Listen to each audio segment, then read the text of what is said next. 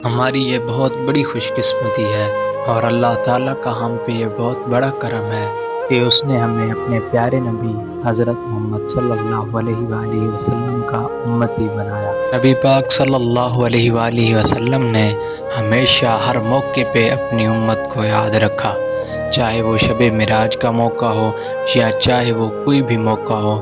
نبی پاک صلی اللہ علیہ وآلہ وسلم نے اللہ تعالیٰ سے جب بھی کوئی سوال کیا اپنی امت کے متعلق ہی مانگا۔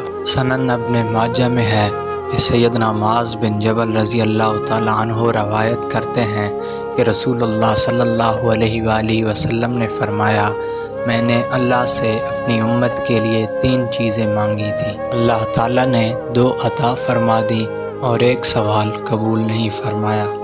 نمبر 1 پہ رسول اللہ صلی اللہ علیہ وآلہ وسلم فرماتے ہیں کہ میں نے یہ مانگا تھا کہ میری امت پر بیرونی دشمن مسلط نہ ہو، اللہ نے مجھے یہ چیز عطا فرما دی۔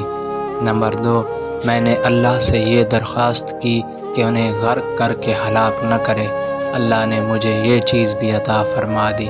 نمبر 3، میں نے سوال کیا کہ امت میں خانہ جنگی نہ ہو، اللہ تعالیٰ نے میری یہ درخواست قبول نہیں فرمائی۔